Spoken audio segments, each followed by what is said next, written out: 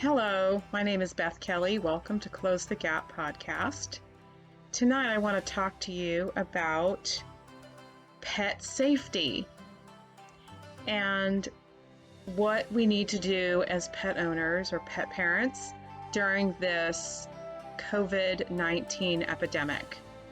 So I have been doing some research and reading up on specific veterinary sites, and as I was out today looking for my dog food, it occurred to me too that is one of the needs that we're going to run into in the next couple of weeks, is potentially running out of dog food or cat food or exotic foods for different pets. And so we have to start thinking ahead. We have to start thinking, what am I going to need for this week? What am I going to need if, things get worse? How am I going to get the needs of my pets met? And so pet safety came to mind, and keeping them fed and healthy. So I started thinking about, what do I have? What do I need for storing the food that I have for my dogs and my cats for 1 week, 2 weeks, a month, okay? And so I typically use food for my dogs that are refrigerated because of allergies and things like that that they have. And so they're on a specific diet. And that can get quite expensive. And with the need for refrigeration, it means that it's not always available. So I have to be mindful and plan ahead. So the first thing that came to mind was have a backup plan. So I have food grade storage buckets with gamma lids, and I decided that my backup plan would be to get a bag of food that they could have that would be grain-free and store it in one of these food grade buckets with a gamma lid. That way bugs won't get into it. It can't get contaminated with other pests, okay? And so that's what I've decided to do. Instead of going out and buying these tremendously expensive rolling carts for dog food that's supposed to seal your food, I'm just going to be a person that takes the nonsense approach. Make it simple. And then, I was reading some of these articles on pet health during the pandemic. And for example, on fox8.com, experts are saying that we as pet parents need to limit exposure of our pets with other pets and other pet parents, because they potentially could carry the contagion on their fur or in their nostrils. No licking or playing with other people's dogs, because although they will not get sick, they could carry the virus. I'm like, okay, well, then I guess I need to give my dog a bath, because soap will kill the contagion. They're also saying that you should avoid dog parks and doggy daycares and stop or limit your visits to the groomer, because other dogs have been there and they could be contaminated and they could pick it up from the other dogs. Okay, well, I get that.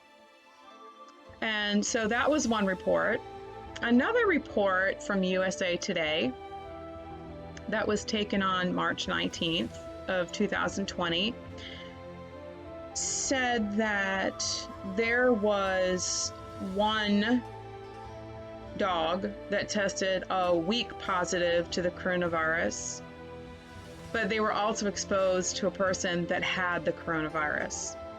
And so that was interesting that it was a weak positive. And I guess that's where they're jumping off this ledge, saying don't have your dogs lick your face and, you know, clean your dogs off when they come in, give them frequent baths, that kind of thing. Okay. And then I read another article on kion.com, KION.com, and they specifically spoke with a veterinarian from Preventative Vet, and their rule of thumb is there's no scientific evidence to support the transmission from animal to human. So all I can say is, with all of this mixed information, is to use your head. Be smart. You know, take precautions. Wipe your dogs down when they go outside if they come in contact with another animal that is not part of your family. And in my family, our animals are part of the family. They're not just pets.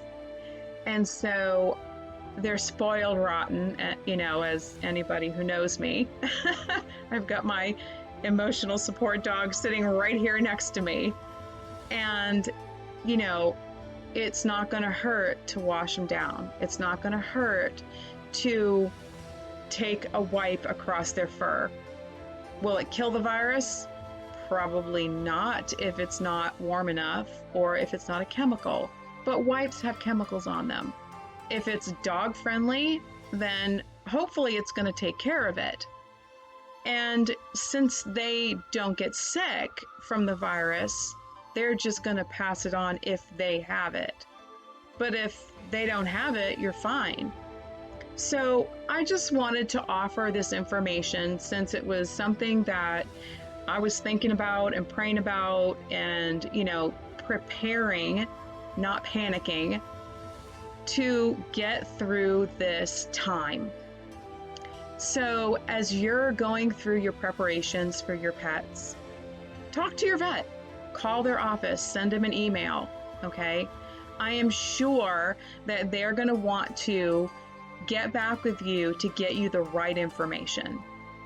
Now, my vet's just down the street and they're very helpful. So it would not hurt for a phone call. And I'm sure that they would appreciate you doing that rather than jumping to conclusions. So I'm going to leave you with this. It's going to be a little haul and it's going to take some time, but we can stick this out together. We can be smart together and we'll get through it. So I'm going to bid you good night and I'm going to see you next time. So if you have questions, don't forget, you can always email me at closethegappodcast@gmail.com. I hope to see you soon.